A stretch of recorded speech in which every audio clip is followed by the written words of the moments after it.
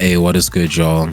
Welcome back to episode 116 on the news that sticks when you take your picks and you get your gaming licks. You know what I'm saying? Don't know what that means, but it's your boy Tom Ziri.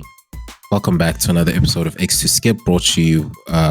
Welcome to another episode of the weekly patch notes brought to you by X to Skip. As always, give you guys the nice gaming tidbits, and of course I'm not alone in the whole situation. We got Maxwell on the line. What's good, Max? Bro, I am hungry, I am tired, and all that good stuff.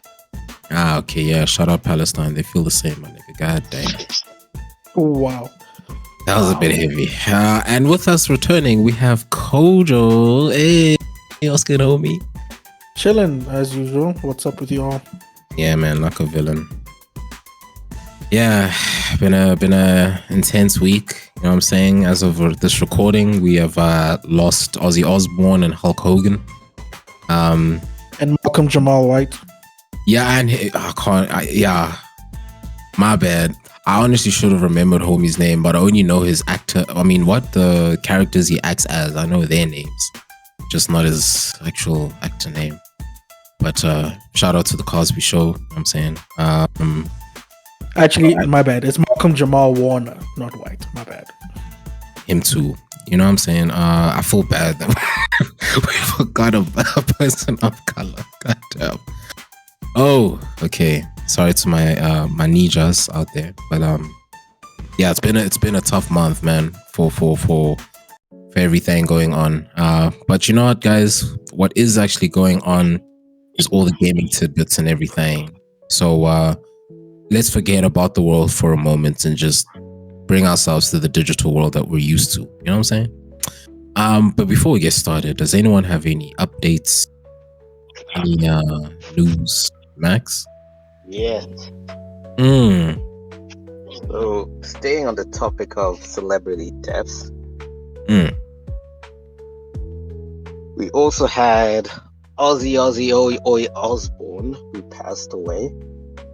Yeah, Ozzy and Hulk. Yeah. Did we say that already? Probably said it too fast. Wait. But I also want to mention Hulkamania Hogan. Tommy said that already. Yes, and I mention it because Hulk Hogan was divisive. Yep. To the extent that where everyone else passed away and people were sending condolences, Hulk Hogan, it was split up with some people not particularly bothered and other people who were wishing him the best. I naturally align in the segment of who are not particularly bothered because of his checkered behavior. And I just wanted to grab and share a few of my favorite comments about Hogan that were made. Oh, okay. T.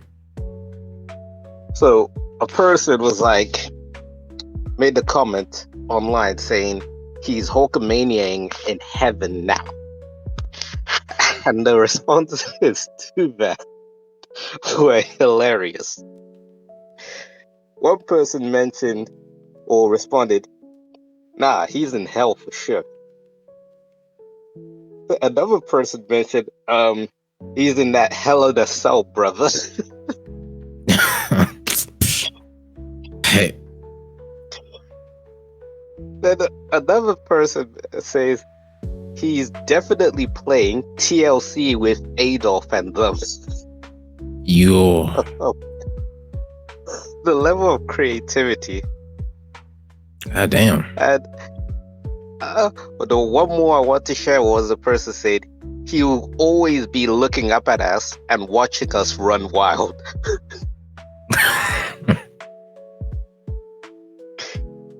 Oh Hey. man, it was awesome. That got me laughing. A divided world. Alongside those, there was apparently some other lady who was a minor celebrity who was in some cooking show. She took her own life. And then Oh, apparently there's a guy, I forgot his first name, but the last name sticks with me. And maybe you guys know the first name correctly if I get it wrong, and maybe know where he's from. But some dude called Chuck Mangione. oh my God! Wait, Chuck Mangione? Yeah, he's dead. No ways. Yeah, No so ways. Oh, a 84. lot I of mean, people okay. killed him.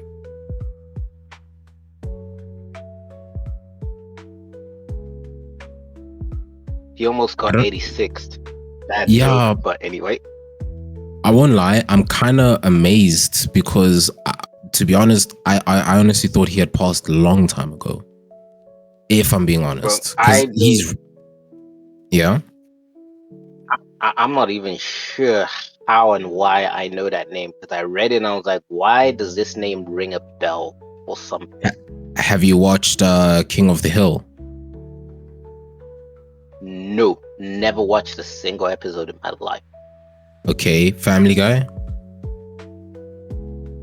I've seen snippets on like YouTube and shit like that, but I've never actually sat down and watched an episode. Okay. I don't find it Nah, he was a running name, bro, because he was like back in those days, having a white person in jazz play a saxophone as good as a black person could, you would think he was black. That's who Chuck Mangione was. That dude was so dedicated to jazz that it's just like you would think he was black, like black in the inside. I see. Ah, shame, man. Oh well. Yeah, no, it's been tough, bro. And then on top of that, with all the Trump and the Epstein and the everything. But look, guys, we promise we are a gaming podcast, 100%. It's just this stuff is gonna affect GTA 6 somehow. We don't know. But anyways. Oh shucks. Yeah. Do you have any other updates, Max? Nah, that's pretty much it. Alright, so wait, Kojo? Nothing. Nada. Alright, for me, guys, episode 117 will most likely, by the time you hear episode 117, obviously the episode you're hearing right now is 116, but by the time you hear episode 117, we would have completed a pretty important stream. So we will be coming back to streaming. By the time you hear this, tune in on the 1st of August. Yes. Okay. Tune in on the 1st of August on the YouTube channel and the Twitch. Because shit's about to go down. We're going to have like a nice full stream. I'm not working on that day, so it's going to be lit. Obviously, check out Twitter for the times as to when it'll get started, because it'll probably start like in the morning South African time, like South African Standard, SAST. But yeah, keep an eye on the Twitter, on the X, and then yeah. But it's gonna be like really chilled. We're gonna just do some walkthroughs of what I've been promising to do walkthroughs on, like the likes of Epic 7 and Bloons TD6. Nothing too hectic in terms of all those big time games because my PC can't run them. So yeah, we're just going to be playing mobile emulators. But yeah, no shit, it's going to be dope. As I've been telling you guys in previous episodes, that like the updates to these games have just gotten a whole lot better. I pretty much just spend most of my time now playing mobile games. But anyways, check out the stream if you're into those games, or if you'd like to know what they're about and why I've been playing them for almost a decade. Well, that would be a perfect time. I'll be giving you guys tips. Any of you guys who would like to join and play alongside me, because they're multiplayer. While Epic 7, not really. You can just borrow the heroes that I have and get tips and tricks and trades and all that. But yeah, on Bloons, you can actively join me and I'll carry you through every level.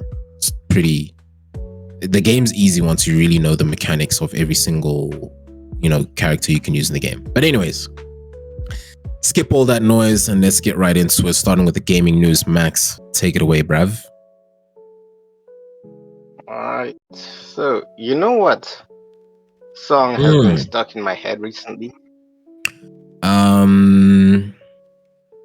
What's that song? Darling, hold my hand. I swear to God, I'm gonna punch you in the face.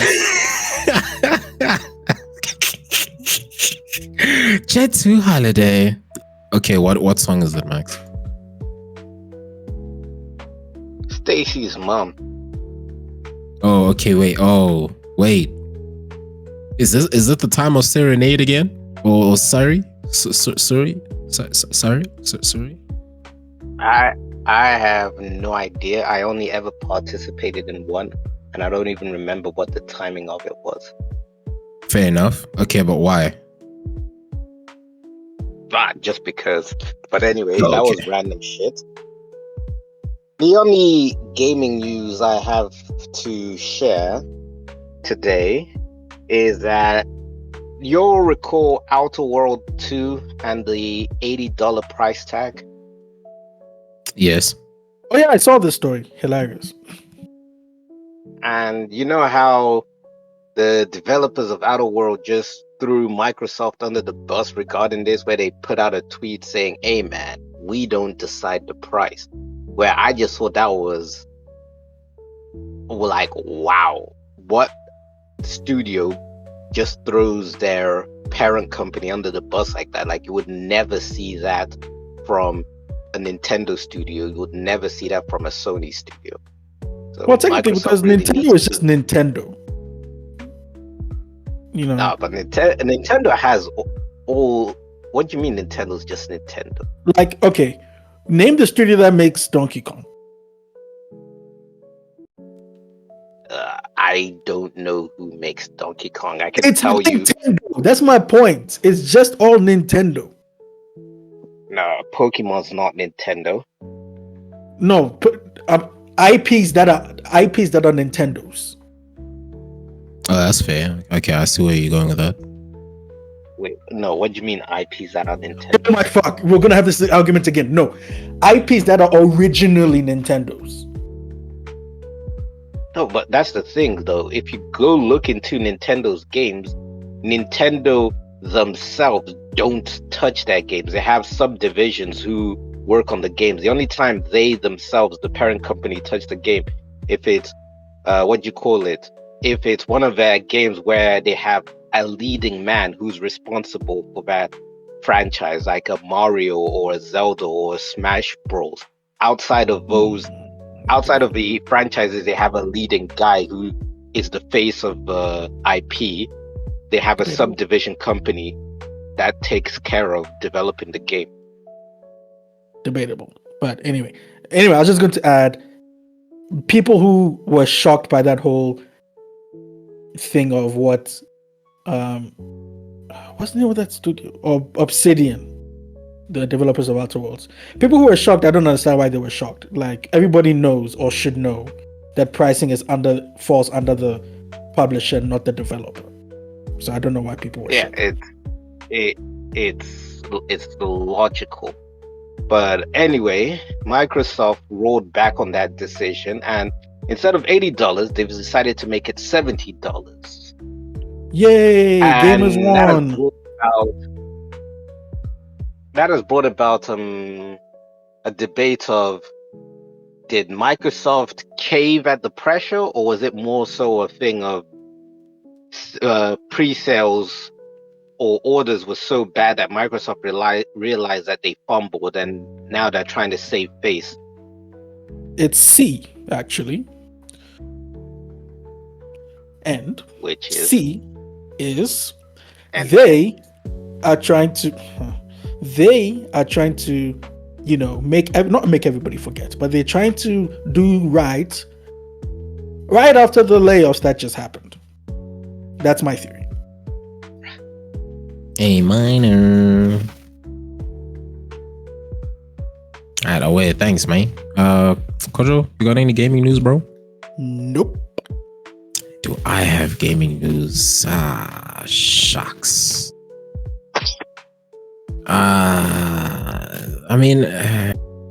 Only gaming news I guess I could say is that we have okay, I know we said we don't really talk on rumors and whatnot and all this, but word through the grapevine is that Twitch is trying to align the GTA 6 release with their platform. So a lot of people are speculating, oh, this is just going to be one of those things where Twitch is just going to do a release of someone in Twitch playing GTA 6 once it comes out and for everyone to watch. Now, a lot of people are just like, if this is their way of trying to get more viewership on the channel, on the actual platform, it's good, but we've seen this with IGN, any other flipping game company or game news company that is most likely going to do the exact same thing. So it just seems like it's a waste in any case, because now a lot of people are saying, okay, guys, when the stream does happen, no one must subscribe. No sub trains, no bits, nothing. Let Twitch really understand how difficult it is to be on their own platform. So that was brutal. But yeah, dude, shame. But alright, anyways, moving on to the gaming corner. Any new releases, Kojo? A few. So let's start off with Monument Valley 3, PC, PS5, PS4, Xbox Series, Xbox One, Nintendo Switch. Puzzle game, July 22nd. Currently sitting at a 74 on Metacritic. Next, we have a game called Luto, PC, PS5, Xbox Series. July 22nd, horror adventure game, sitting at an 83 on Metacritic. Next up, we have Wheel World, open world cycling game, July 23rd, PC, PS5, Xbox Series, currently sitting at a 74 on Metacritic.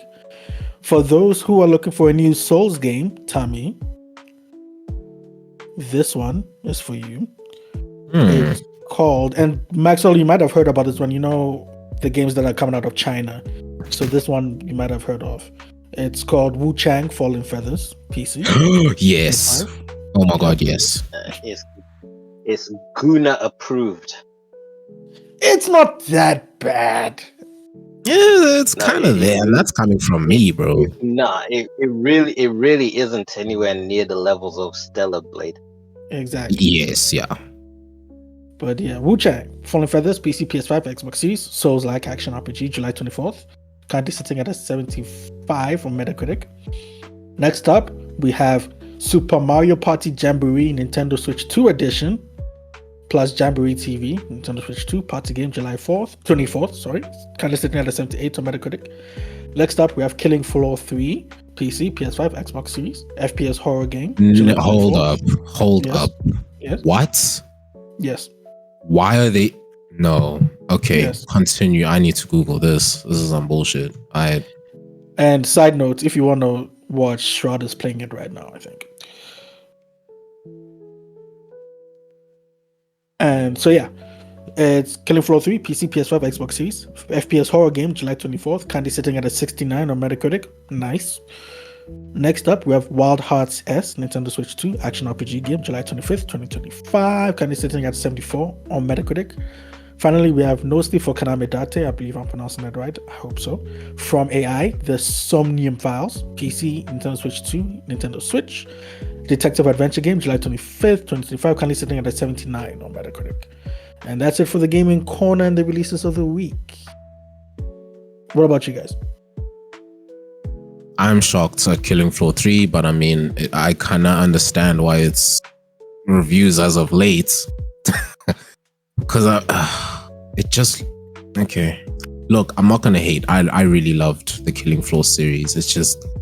I'm amazed. It's like if we had to get a Left 4 Dead game again, you know, how much could they possibly extend or make it new or introduce something different?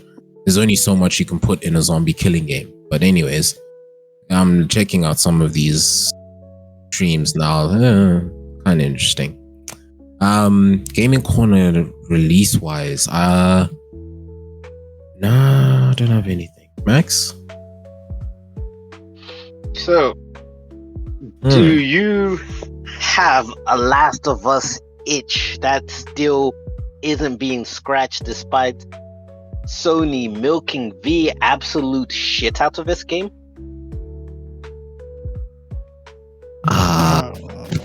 No, because I don't have a console.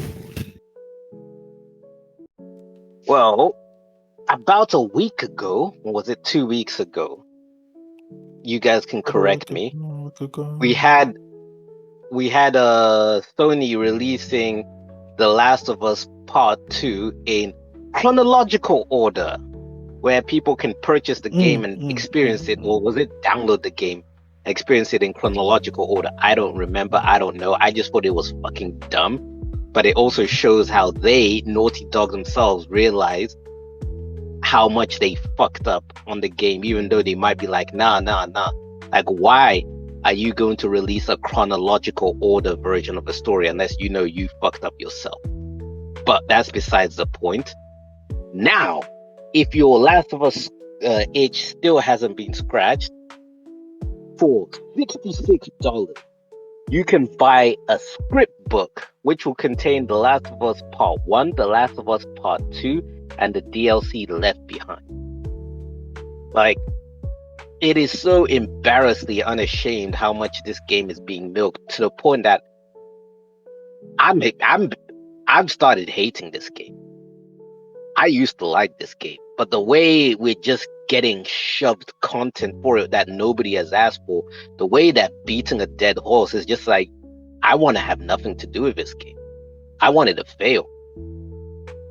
Like, I'm the type of hater where when I'm seeing too much of something, I begin to hate on it. Just naturally. Says I the might One have Piece fan. No, but One Piece is the same situation. I'm at the point where I'm like, I hope this story ends within the next 3 years, because I'm tired. I don't like indulge, and we've had this conversation many times before, Kojo, where I'm not a fan of indulging in a story or a thing for too long. I get to a certain point where I just disconnect from it because it's too much. I'm a believer of we have a story we want to tell. There's a period for it, and then we move on. If I'm having effing kids who are getting to engage in the same thing I got to engage with, that's not a good thing. That's not a net positive. Hence my hate for shit like Mario and whatnot. Like, fucking move on. That was my childhood. Fuck you. Get your own childhood. I kind of agree, though. I'm gonna lie.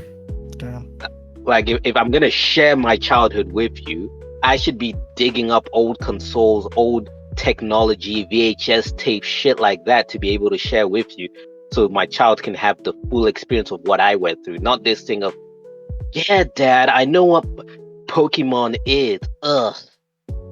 Yeah. So fuck Sony, fuck Naughty Dog, fuck The Last of Us. Yeah, that's all I have to share.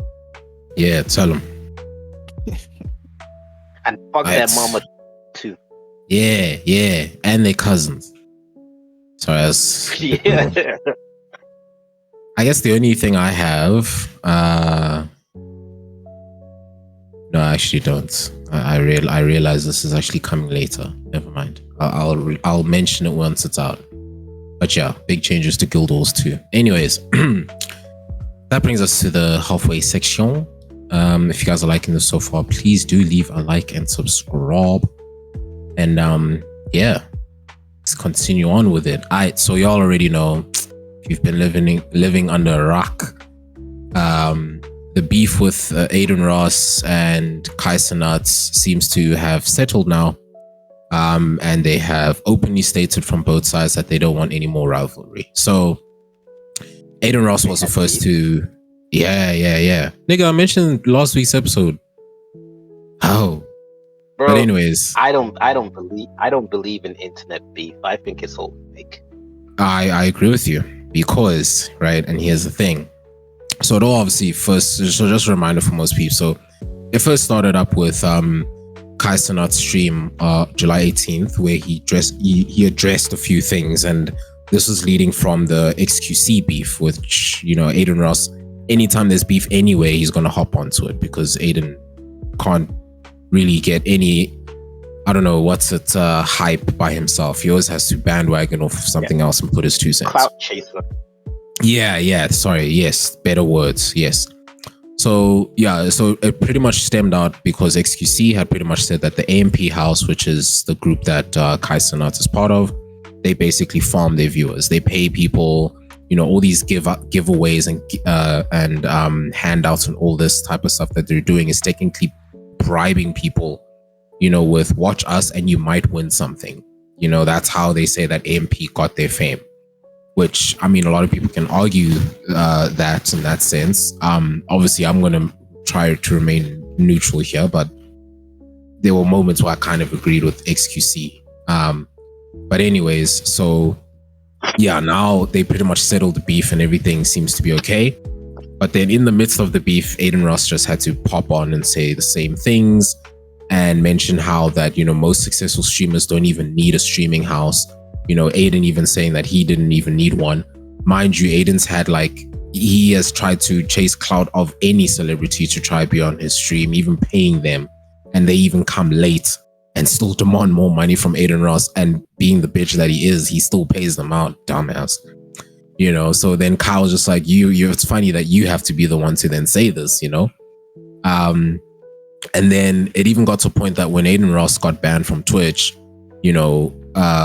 the whole competition then just became more difficult for Adin Ross, obviously, because then Kai, I guess you could say, now took the crown of being Twitch when Adin Ross was nowhere close to that. And Kai said that, it's like, dude, I'm not taking views away from you. AMP House is not taking views away from you, dog. Like, if anyone's paying for their views, it's you.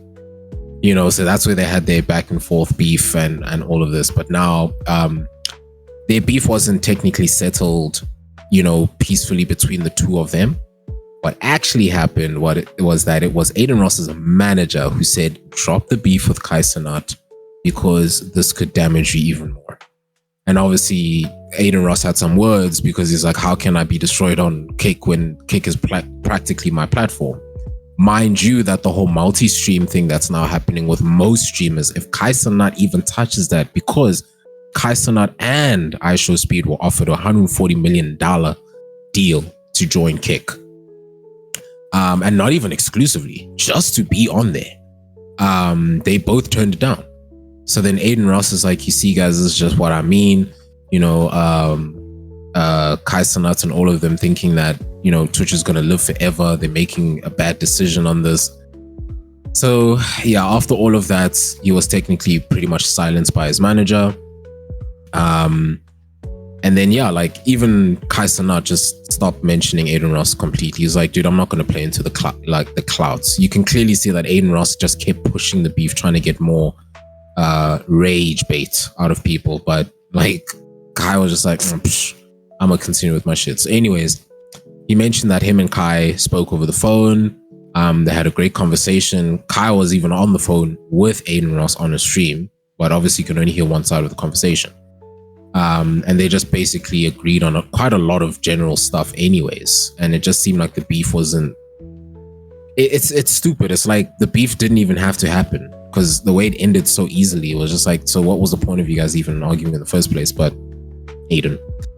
Now, with that being said, going back to the XQC and where it all started, XQC has now leaked texts between himself, obviously, and Kai Cenat over the whole Twitch beef that started, this whole debacle.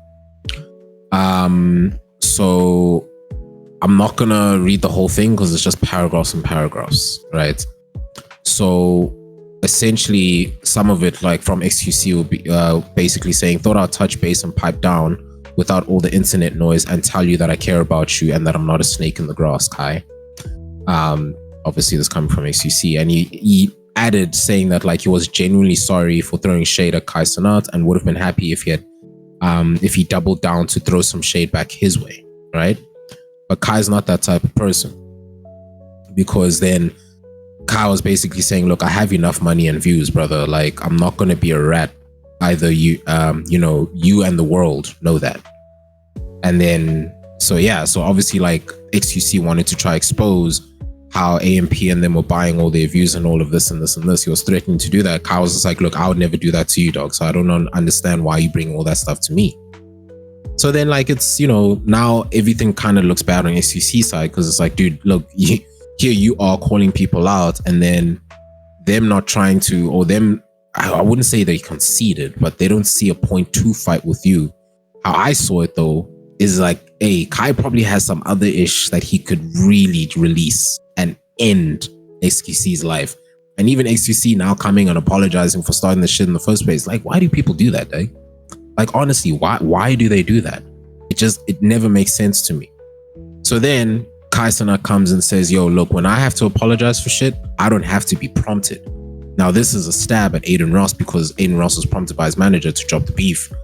And there's, you know, rumors about XUC also saying that, look, drop the beef, don't mess with Kaisana and AMP House.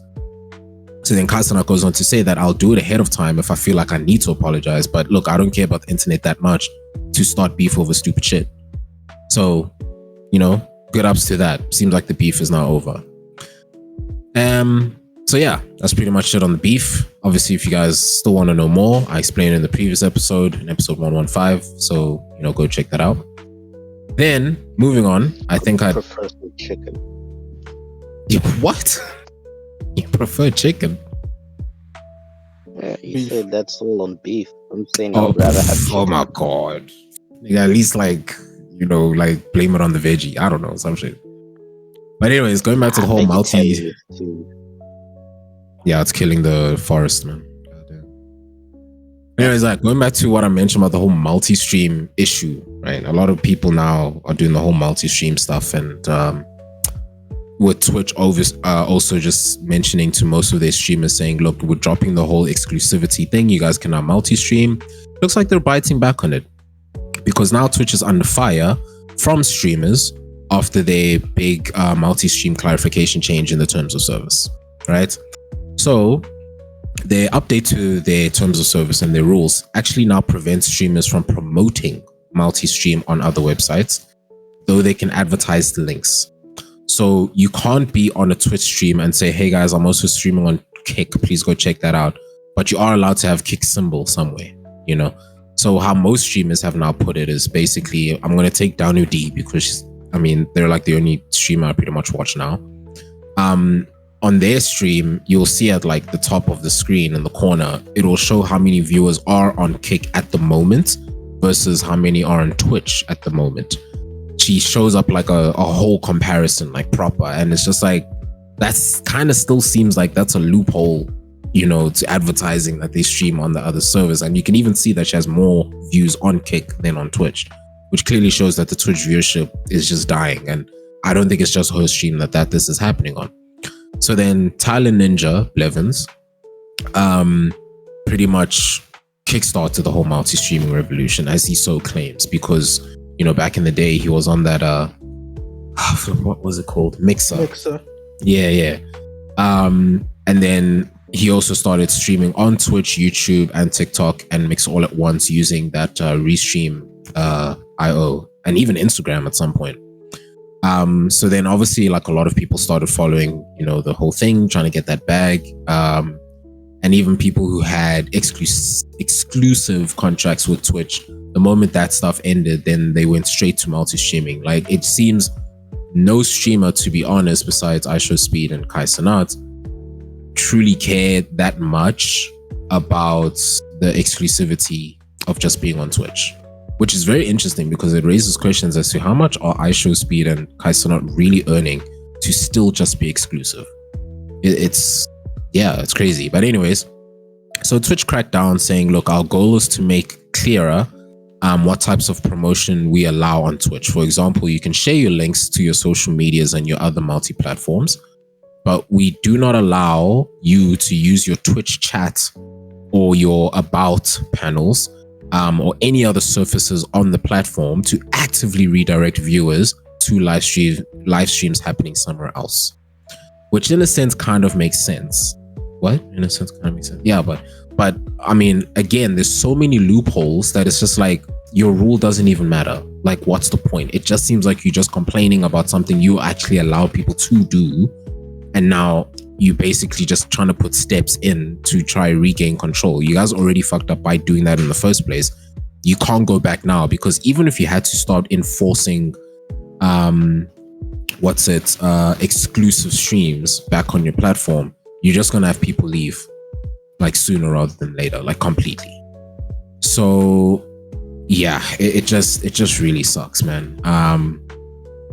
I don't know. Twitch, I just think that, what's that guy's name? Clancy or whatever. That man just needs to step down, let someone else run Twitch, to be honest with you. Because even with him, he was criticized for doing collaboration streams with some of the exclusive streamers on Twitch. But He then, on other people's streams, promotes that he is starting his own Twitch channel and that people must go check that out. Now, we as streamers all know that that is a bitch move.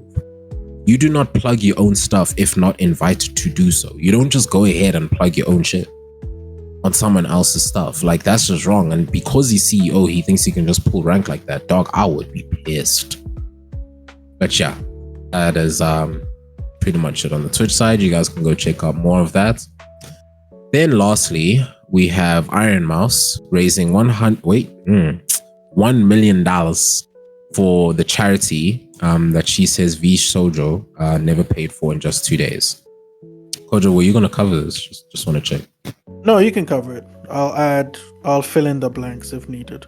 Okay, I'm not going to speak much on it because, I mean, I know you say they're my favorite, but like, I only know them because they're the only VTuber besides Nyanners that I know. But anyways, so yeah, VTuber IronMouse has helped raise $1 million for the Immune Deficiency Foundation after quitting VShojo because they had allegedly said that they would not be paying the charity.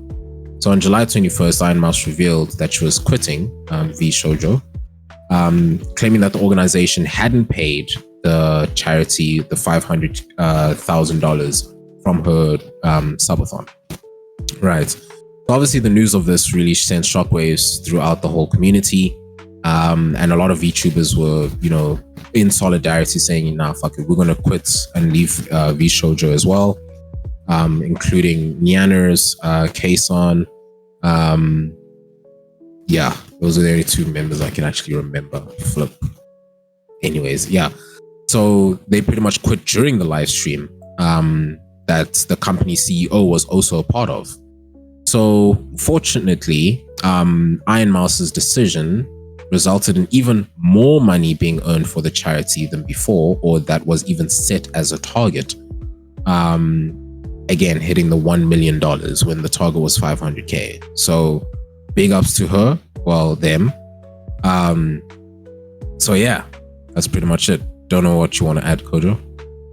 So Tammy is right in everything that he said. Just want to add that not only did they not pay the money to charity, but VShojo did not pay money to IronMouse and other streamers themselves. Like, didn't give them their due. So IronMouse leaving started a whole domino effect of other people leaving, and it was just bad to the point where right before the recording of this episode, which is on the 24th of July 2025, guess what happened, guys? Just like hours before we started recording. I already know the answer. Okay, cool. Tammy. No clue, bro. Maxwell, tell him. They are shutting down. VShojo is shutting down. Yep. What? Yes. Oh, because of the social pressure, or because of everything? They burned through 11 million. Yep. Oh wow. They raised one. So here's what the founder Justin, what the hell is his name? Justin Ignacio said. His nickname was Gun Run. Sick name, bro. He pretty much said ran through that money like some too soon, Maxwell, too soon. But yeah, so this is what he said. It's a long statement on Twitter on the VShojo account. You guys can go read it if you want to. But he pretty much said something along the lines of, he's mismanaged your company to the situation. VShojo has failed. He announced the difficulties that it's shutting down, and he takes full responsibility. And this is the important part that Maxwell was mentioning. So he said over the past years, they raised $11 million to pursue a bold, talent-first approach in VTubing, which prioritizes creators and communities, blah, blah, blah, the typical stuff. And he said the funding went directly to creators through generous splits, debut investments, infrastructure, concerts, events, and staffing, and designed to support them, whatever. But he said despite all the efforts, the business failed to generate the revenue they needed to sustain that model. And he also wanted to acknowledge that some of the money that the company raised was intended for charitable initiatives. However, that money went into other expenses. So, yeah, that's pretty much what he said. You guys can go read the full statement from Justin Gunrun Ignacio. But yeah, VShojo is done. So another VTuber company just bites the dust. And if you guys don't remember, we didn't cover this one, but I think last year or a year ago, there's another VTuber agency called Niji Sanji, which also just went through a whole bunch of nonsense as well. I think they're still up and running, but they took a huge hit to their credibility. But a lot of people have come out and said VTuber companies, their contracts are trash. And we've seen that a lot with a lot of VTubers leaving, or what they call graduating from the VTuber companies, which pretty much means they're leaving. Because the companies, they control everything. They control your avatar, they control everything. So some people leave and they leave and create new avatars. Anyway, rambling now. That's pretty much it. I just wanted to add on to what Tammy said. Alright, so wait. Do you have any content creator news, Kojo? Nothing. Nada. Alright, Max? Yeah, just a small thing. Hmm. So, there's some content creator, a YouTuber called MBG, who's more or less a PlayStation fanboy. Although he's a converted PlayStation fanboy from years ago, he started seeing more notoriety and success when he abandoned Xbox and moved on to PlayStation. And the funny thing is, I knew this guy about the time he abandoned Xbox. Can you guys guess what was the thing that broke the camel's back? The thing which was happening within Xbox that made him say, F it, I'm done with Microsoft and Xbox. When they brought Master Chief back. Good guess. I was going to say layoffs. Nah, it's not layoffs. How long ago was basically it? Was maybe almost 10 years ago. It was Crackdown 3. Oh, that was close enough. Yeah, that's why I said good guess, because of the timeline. Yeah, really? Basically, Crackdown was both the camels, but Crackdown. Okay, you know what? Never mind. I take it back. I understand. I fully understand. I get it. Yeah, I remember him raging at it, where he started making videos saying, "Nah, this is it. Xbox is on a downhill path," and it looks like he was correct, because he saw it years ago, and then when he switched up to PlayStation, his viewer base and all of that stuff started actually growing, where with Xbox he was kind of stagnated and stuck at an area. But I mentioned him because he cooked up a little bit of a firestorm around the time of Ozzy Osbourne's death. He released an RIP type message while tagging that PlayStation VR video Ozzy did, and some people didn't take kindly to it, where they started lashing out at him, saying it's done in poor taste, la-di-da, where I, seeing that, was of the opinion that people are overreacting and people are being disingenuous about it, because it's just like, nah, come on, y'all are just doing the most. But he let it get to him, and he decided to delete his post about that. And other people, so the initial reaction to his thing was people were being very negative towards him. I didn't understand it, but with a bit of time, there were other people coming out saying, what's the big deal? It's not that deep, one. And then there are other people who are doing similar things, like Jess Corden, whatever the hell's name. Yeah, Corden, who did literally a similar thing, but on the Xbox side. And then the other Xbox users are also doing a similar thing, who are not getting any type of stick he's getting. So people rightly pointed out that it's more so people who are just disingenuous and have an issue with the guy called MBG in the first place, while they're having issues with the whole thing, calling it tasteless and baseless and whatnot. So then he went back and then reposted his original thing, saying, you know what, screw the haters and all of that stuff. And then now it's put a funny taste in other people's mouth because they're like, just like, dude, make up your mind. Either delete it or keep it up. You can't just be jumping back and forth. And that's an area I agree with, where I'm a believer of, unless you've really royally effed up, you don't retract statement. Even if you feel bad about it, or, okay, let me not say retract statement. You don't delete post. You can do a follow-up statement saying, I apologize or whatnot, but don't delete your post. It just looks weak. And if you are going to delete your post, then stick with the decision that you've deleted your post. Don't do this back and forth thing. And I say this I don't have any negative opinion to the guy. I don't mind him. I've watched his content, and again, I was aware of him way back in the days of the Crackdown days. Just before then, I stumbled upon his thing, and then I was watching him until he got fed up with Crackdown 3.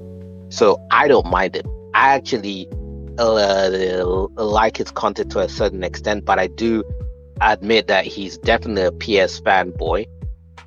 It's not that hard to see, and I can see where his content would get tiring for people, but hey, let's stick to one thing. And I also mentioned that because with Hogan's death, I don't know, okay, no, probably people are trying to go semi-viral. They're doing a similar thing to what he did, where they're putting up some type of ad and then saying, oh, the passing of a legend, RIP. So yeah, that's why it's also important on the internet to stick to your guns, because people are going to make fun of you. So if you're wishy-washy, flip-floppy, it's just going to look even worse. So stick to one lane and be unapologetic. You're never going to please everybody. Mm-hmm. As I say, stand on business, dog. Yeah, for real. Right. I mean, thanks, man. People will support you even if you're on the wrong business. Look at Trump. Look at the Liver King. Look at Rogan. Look at who are some left-wing grifters? I mean, shit. Look at the Jubilee dude. Left-wing grifters? Huh? Wait, were you giving those guys as examples of left-wing grifters, or? No, just grifters standing on business. Oh, and then I was saying, okay, but let me try and balance the view by thinking of some left-wingers. But then left-wingers don't grift the way right-wingers grift. Their grift is different. Deep. They grift different. Deep. Bars. Alright, so wait, thanks, man. Alright, is there any other content creator news? Nope. Nada. Alright, moving on to esports. Kojo, you got anything esports wise? I just want to run down the esports World Cup winners so far. So, do you have anything? I think the only thing I have is that Mango, as we all know from the past, is celebrating his 3 weeks of being sober. So yeah, good for him. Good on him. Yeah, that's pretty much it. 3 weeks. Yeah, it's something, man. 3 weeks. Hey, Maxwell, baby steps, man. I can't take that long without devil's lettuce. Dude, when it comes to alcohol, dude, any victory is. Nah. I'm happy for the guy. Yeah, GG's. Let him do 6 months. How long does it take to create a habit? Isn't it like 40 days or some shit like that? Let him pass 40 days, then we can say, okay, you've done something. Sounds about right, I guess. By the way, as you're saying, Kojo? Yeah, so the eSports World Cup has been going on for a while, and some games have already ended. So I just wanted to go through real quick. League of Legends has ended. Tommy, did you follow that one? Nope. Do you know who won? Nope. Guess. SKT. Lol, no. Oh, nice. Samsung Galaxy White? No, Gen G won. Ugh, they're back. Okay. Yeah, so Gen G won first place. They're taking home $600,000. AGAL second place, taking home $320,000, and Tommy's T1 came third, taking home $230,000. And next up, we have Free Fire. Where is it now? Yes, Free Fire. First place was EVOS Esports taking home $300,000. Second place was Rex Regumyon, cool name, taking home $180,000. And third is Team Vitality, taking home $120,000. Next, we have this is a mouthful, the MLBB Women's Invitational 2025, which is Mobile Legends Bang Bang. It's a women's tournament. The winners are Team Vitality, taking home $150,000. Gaming Gladiators, taking home $90,000. And Terror Queens, sick name, taking home $50,000. Next up is Dota 2. Team Spirit 1, taking home $1 million hairs. Team Falcons, home crowd, taking home $500,000. And third was P Vision, taking home $300,000. Next up is Apex Legends, which I actually watched. First place went to VK Gaming, $600,000. Second place, ROC Esports, $300,000. And third place, Ninjas and $200,000. Then, Fatal Fury.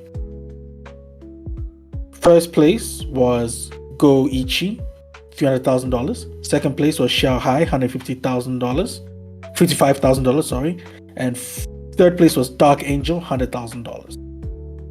Then we have what the hell is this? Ren Sports, which I think is motorsports. First place was BMW M Team Redline Red Bull Sim Racing. That is the actual name. Wow. $200,000. Virtuous Pro second, $100,000. Team Vitality third place, $60,000. And finally, so far, we have Valorant with Team Heretics taking home the first place with $500,000. Fnatic second place, $230,000. Third place, Gen G, $130,000. So those are all the esports that have finished so far in the EWC. As more finish, we will update you. And yeah, that's pretty much it. All right, away. Thanks, bro. Max, you got any esports? Nope. Away.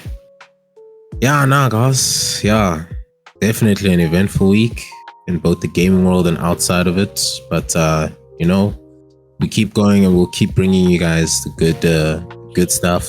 I will even bring you bad news, goddamn. But yeah, I mean, most of that stuff you guys already see on the interwebs anyway. So yeah, but with that being said, we'll bid you guys adieu. Thank you so much for listening to the podcast. We truly appreciate you guys.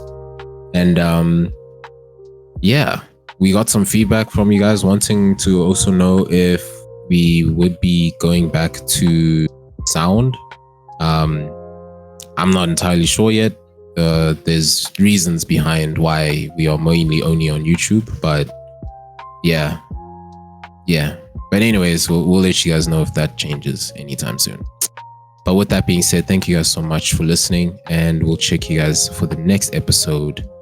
Reminder again, just to check out the socials for the times of the stream. And then yeah, keen to see you guys there. Other than that, it's been your boy from Extra Skip, bringing you the weekly patch notes with Max and Kid Kojo. We'll check you next time. Peace.